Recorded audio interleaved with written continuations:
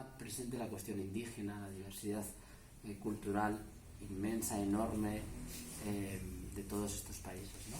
Entonces, durante los años 70, 80, tenemos situaciones donde hay movimientos guerrilleros, hay movimientos sociales, sindicales, donde la cuestión indígena es absolutamente inexistente. Porque se reproduce una lógica donde lo único determinante ahí es la división social, la clase social, entre clase propietaria y clase trabajadora o campesina, y sobre eso se va reproduciendo esquemas que no son propios porque se han extirpado los esquemas propios desde la colonia, en realidad, ¿no? Eso en los 90 cambia. Ahí hay un giro. Lo que pasa es que decía que es paradójico ese giro porque son los 90 los años del gran despliegue del proyecto neoliberal en América Latina y muy claramente en América del Sur. Entonces ahí hay una paradoja, una tensión que uno muy bien al principio no sabe cómo explicar y luego entiende un poquito por dónde iba. Y por eso tenía que ver con lo que mencionaba de la caída del muro en el año 89. Cuando cae el muro de Berlín en el año 89, ahí hay un giro también del discurso político, pero incluso también académico y social en general, donde eran esas grandes frases desde el fin de la historia, ya no hay un antagonismo entre dos modelos, ¿no? El modelo del este y el modelo occidental, sino que hay un modelo que se llama capitalismo, liberal capitalismo, y ese es el que pues impera sin ningún tipo de cuestionamiento. Y por tanto, el debate ya no es social, ya no es de desigualdad social o de clases sociales. El debate se traslada, el debate, ya digo, político y muchas veces académico, es el nacimiento de todas esas cuestiones sobre políticas multiculturales, el multiculturalismo. Eso aparece en los años 90, en muchas partes, en Europa también, en Estados Unidos también, y en América Latina también. Y entonces aparece esa idea del reconocimiento de la diversidad cultural, pero políticamente hay una intención de que eso sustituya al debate social, al debate sobre el acceso a los recursos. O sea, cómo nos situamos, con qué condiciones nos situamos para acceder a recursos y satisfacer necesidades básicas. Vivienda, alimentación, trabajo, salud, educación, etc. Eso se queda apartado y el debate ahora aparece sobre una discusión de reconocimiento o de presencia de distintas dimensiones culturales o colectivos, ¿no? Eso es interesante porque rompe con esa ficción de la igualdad cultural o del monoculturalismo, es importante, pero lo que pasa es que sustituye o esconde la hegemonía, la consolidación de un proyecto en el que el Estado ya no se tiene que hacer cargo de las necesidades colectivas sociales, laborales, sino que eso es una cuestión de mercado, ¿no? Es el mercado el que se hace cargo de satisfacer las necesidades. Es la mercantilización de todos nuestros ámbitos.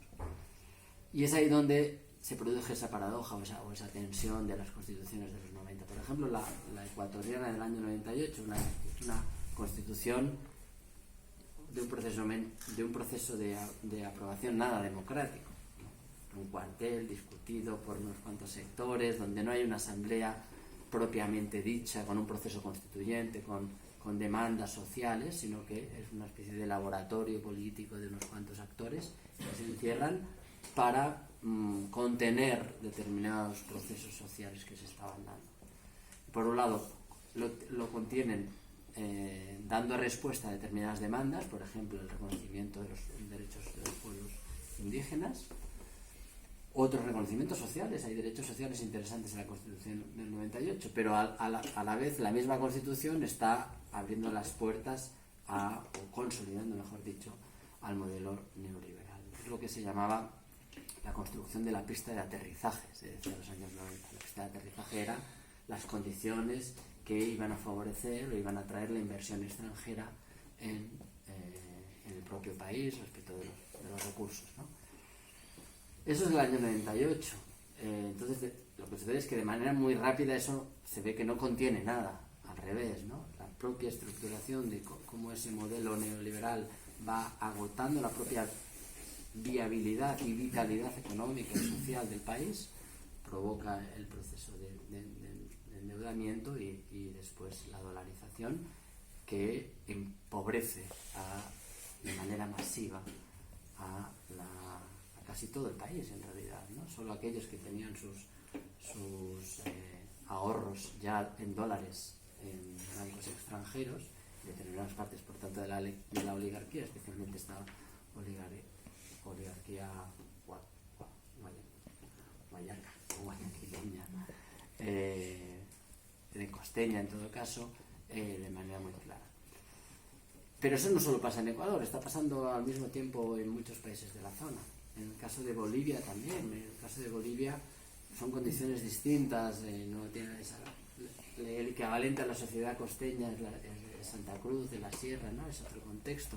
Y hay diferencias notables, pero como modelo, como estructuración del fracaso de un modelo neoliberal que promete que a través de la atracción de la inversión se iba a producir una mejora de las condiciones de vida de la gente, eso se pone de manifiesto a finales de los 90 y a principios de los 2000 de manera muy clara, ¿no?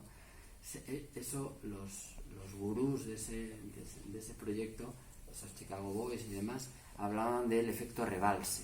El efecto rebalse era que tú consigues inversión en tu país a través de fundamentalmente el expolio de las propias riquezas, ¿no? Es decir, el vaciamiento del propio sustento económico que el país tiene en buena medida, ¿no? Pero tú consigues inversión y esa inversión es cierto que inicialmente beneficia a un determinado sector, aquellos que tienen el control de las tierras, de los recursos, pero después eso genera actividad económica y finalmente provoca un efecto rebalse donde el bienestar llega al resto de la población.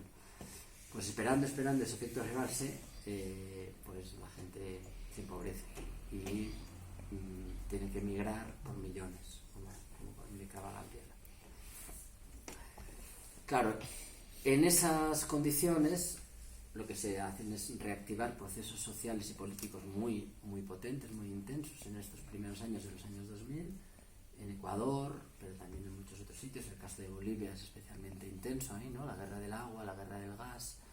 Son procesos sociales de articulación que además están convocando formas de movilización y ejes de disputa o de batalla que son nuevos, donde la presencia de lo indígena es protagonista con claridad en muchos casos, ¿no? En Bolivia, en Ecuador, en Colombia, de manera muy evidente. En ese conglomerado y con la imposibilidad de volver a un esquema clásico de partidos clásicos, ¿no? y de lógica de explicación de partido comunista o socialista versus partido del capital, hay algo mucho más complejo ahí, mucho más rico, y sobre todo la evidencia del fracaso de las doctrinas, de las recetas neoliberales, que es tan grande, es tan potente, que el propio sistema ya ha hecho un camino destituyente. O sea, ha sido el propio sistema el que se ha destituido a sí mismo durante todos esos años. Algo que no se había provocado en los años 90. O sea, en los años 90 las reformas constitucionales o las nuevas constituciones que hay se dan sin un proceso previo destituyente. Es decir, no está suficientemente deslegitimado la estructura del control de los partidos, ¿no? El sistema partitocrático, el gran poder de los partidos clásicos. En cambio, cuando se llega a Ecuador, en las elecciones que gana Alianza País, había una cosa evidente, y es que la gente ya no se creía los discursos de los viejos partidos, ¿no? La caída del discurso de los viejos partidos era tan grande que lo que hacía falta era una voz capaz de articular muchas pequeñas voces, no un gran partido unitario articulado con un único discurso, sino muchas pequeñas voces, que eso es lo que consigue Alianza País en buena medida, ¿no? Alianza País reúne personas que vienen, algunos de partidos, incluso de experiencia institucional, pero reúne sobre todo mucha gente perteneciente a movimientos o organizaciones sociales de diferentes ámbitos, ambientalistas, indígenas, luchas feministas, luchas por derechos sociales básicos, y eso está ahí, de un modo u otro articulado. De modo que cuando se abre el proceso constituyente, ese sí es un proceso constituyente. Bueno, ningún proceso constituyente es 100% democrático, todo el mundo discutiendo y proponiendo en condiciones de igualdad. siempre hay actores privilegiados, siempre hay plataformas, altavoces privilegiados, pero el proceso constituyente ecuatoriano creo que es ejemplar en el grado de apertura a la posibilidad de que los espacios sociales diversos propongan, discutan, presionen para poder ver cómo la Constitución recoge estos nuevos sujetos, estas nuevas demandas, estas nuevas maneras de entender el país y la estructura institucional. Y eso hace que el resultado sea una Constitución muy rica, como decía Gabriela, pues es una Constitución fascinante en muchos elementos, pero también la convierte en una Constitución también con muchas tensiones internas, porque son 444 artículos, una Constitución muy larga, con un esfuerzo muy grande de fijar determinadas cuestiones que tienen que ver con reconfigurar el Estado, o sea, construir un Estado de verdad. Imaginaros, se pasa no a tener tres poderes como los poderes clásicos, legislativo, ejecutivo y judicial, sino que a esos tres poderes, que además no se llaman poderes, porque poder solo hay uno, que es el del pueblo, sino se le llama funciones, pues a las funciones legislativa, judicial y ejecutiva se le suman dos más: la electoral, como elemento que tiene que correr por otro lado, y la función de participación y control social, ¿no? La capacidad, por tanto, de la ciudadanía también de velar porque la estructura institucional no se autonomice, no vaya por su lado. Son 5 funciones, ¿no? Es realmente un proyecto de repensarse colectivamente, institucionalmente, construir un Estado que sea capaz de tener herramientas de intervención, pero en un contexto por un lado muy rico y muy prometedor, pero también muy complejo, de diversidad social, cultural y demás, ¿no? Como proyecto constitucional, o sea, el pacto constitucional al que se llega en Montecristi, ¿no?, que es donde se elaboraba el proceso constituyente, el pacto constitucional es un pacto muy potente políticamente, o sea, consigue convocar y poner en discusión y aprobar a sectores diversos, y eso es muy interesante, eso es muy prometedor también, ¿no? Tú, para poder transformar una sociedad, necesitas primero condiciones de pacto más o menos rico y sólido, y eso creo que en buena medida se dio porque se daban muchas condiciones, porque se hicieron bien cosas, yo creo, pero también porque se daban condicionantes positivos, ¿no? La propia, eso que decía, la destrucción de la credibilidad de un régimen, de una manera de hacer política, de entender el Estado, de una lógica muy centralista, muy burocrática, muy jerárquica, una lógica mucho más abierta, más horizontal, etc., ¿no? Pero ahí yo creo que sí, yo, como no formo parte ni de la sociedad ecuatoriana ni del proyecto político en estricto sensu, yo voy allí como me invitan a echar una mano como asesor, ¿no? Y tratar de, yo trabajo en el ámbito del derecho constitucional, ese es mi trabajo, ¿no? Mi comida de comer, y además llevo muchos años trabajando en América Latina, especialmente con derechos humanos y derechos de pueblos indígenas, ¿no? Y en esa condición yo voy allí, me invitan y yo participo, pero por cercano que sienta ese proceso no formo parte, o no siento que realmente sea protagonista ni minúsculo, sino como acompañante, ¿no? Y yo creo que eso me impide tener un juicio mucho más matizado, más complejo y más vivido, pero también me da una posibilidad de verlo un poquito más desde fuera, ¿no? Y a mí sí, mi sensación es que ese gran pacto político, aunque de ese pacto político y de esa constitución se derivaran consecuencias y efectos muy concretos, y Gabriel ha hablado algunos de ellos como muy tangibles, ¿no? Pues unas políticas públicas de inversión muy clara en ámbitos centrales para amplias mayorías de la sociedad: educación, salud, ámbitos de desarrollo económico, etcétera, ¿no? Pero yo creo, y eso no es solo exclusivo de Ecuador, yo creo que eso también en buena medida ha pasado en experiencias coetáneas que puedan tener paralelismos, como claramente lo es Bolivia, en cierta medida, aunque con muchas diferencias, sería también el caso de Venezuela, en cierta medida, y otros procesos políticos de cambio de progreso, de transformación a través de partidos de izquierda, como se pueden haber dado en El Salvador, con el gobierno de Funes en su momento, y otros parecidos, ¿no? En los que la necesidad, la urgente necesidad de dar respuesta de necesidades básicas desatendidas durante siglos a una población, a capas de población amplísima, se responde o se aborda la respuesta desde el objetivo de la manera más rápida posible de poder asentarse en el Estado, ¿no? Es decir, que el gobierno que el partido que da forma a ese gobierno o que empuja ese gobierno pueda acceder de manera muy rápida a controlar las herramientas institucionales que te permitirán hacer esas políticas. Institucionales, comunicativas, sociales también, ¿no? De relación con movimientos sociales y de orillamiento de aquellas voces disidentes que puedan poner trabas o peros en ese proceso.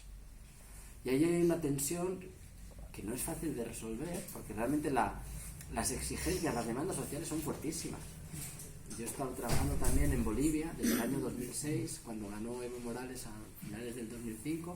Yo llego a Bolivia en febrero del 2006, acababa de tomar posesión Evo Morales. Las demandas sociales de los distintos sectores eran tan intensas, nosotros y nosotras te hemos llevado hasta aquí. Tienes que dar respuestas ya. Sindicatos, pero de todo tipo, de transportistas, de vocaleros, de maestros, de maestras, de todos, y cada uno, o sea, era realmente imposible de dar respuesta a eso, y entonces lo que se produce es, bueno, solo podemos dar respuesta a esto y podemos avanzar en transformaciones si ocupamos bien el poder. Es lo de llegar al poder, ocuparlo, controlarlo y poder gestionarlo. Yo creo que en esa prioridad se pierden muchas cosas por el camino.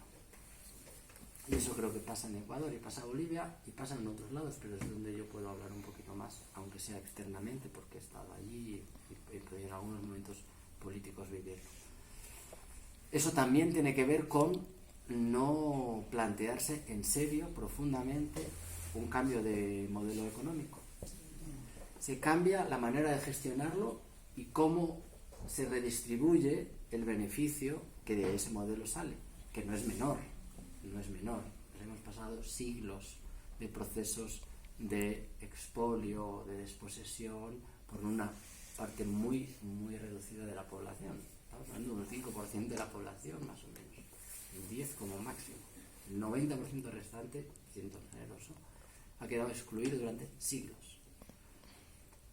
Pero eso te lleva a una situación muy compleja, que yo creo que también explica en buena medida las situaciones que se están viviendo ahora. Y es que si tú no tocas el modelo de dónde obtienes el recurso, es decir, el modelo, el proyecto extractivista, ¿no? la matriz extractivista, dejas de controlar el propio proceso. El proceso te lleva, el proceso económico, porque la matriz extractivista, ser o agroexportador durante la primera parte del siglo XX o exportador de materia prima, fundamentalmente de recursos gasísticos o petroleros o mineros, durante las últimas décadas del siglo XX y primeras del XXI, te lleva a depender del mercado internacional de estas materias, de estas commodities.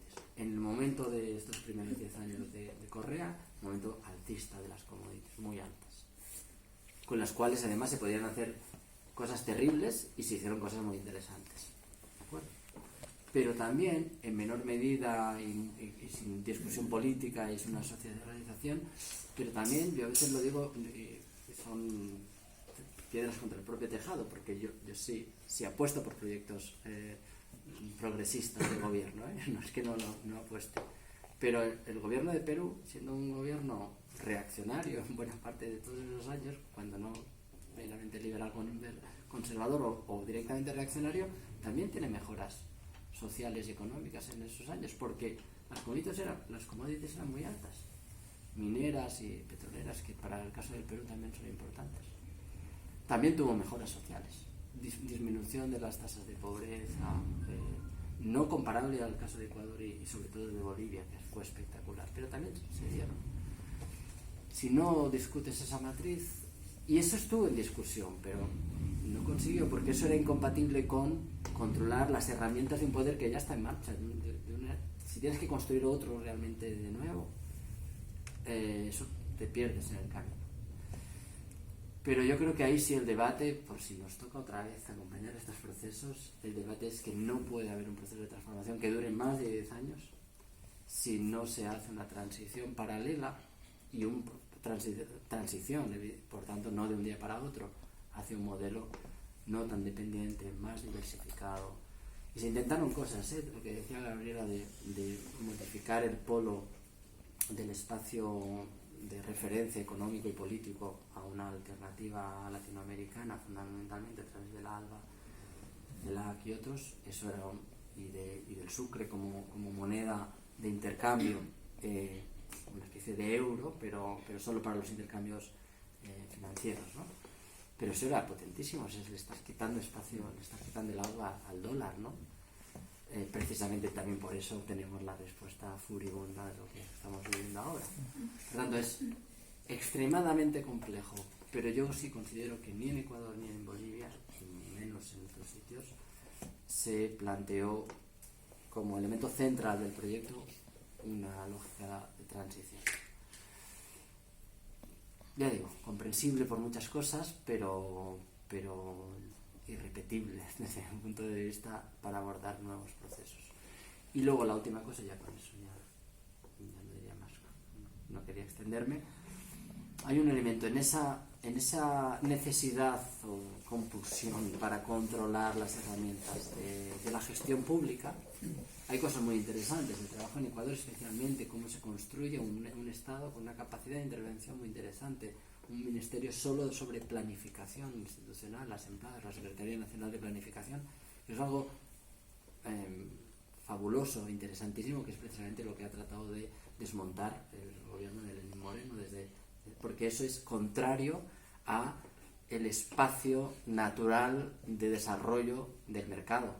Si tú tienes un Estado capaz de planificar, de poner objetivos, de poner incentivos, de articular propuestas, el mercado se va quedando más pequeño, y eso los poderes de mercado no lo aceptan. Y por eso el gobierno de Lenín Moreno, que ha sido cooptado, se han abierto las puertas, pero también ha sido cooptado por los poderes económicos. Yo estuve ahora en agosto y ya era como el tercer cambio de ministerios que se daba en los últimos meses, pero el último, que estando yo allí, que trabajaba con un proyecto con comunidades amazónicas,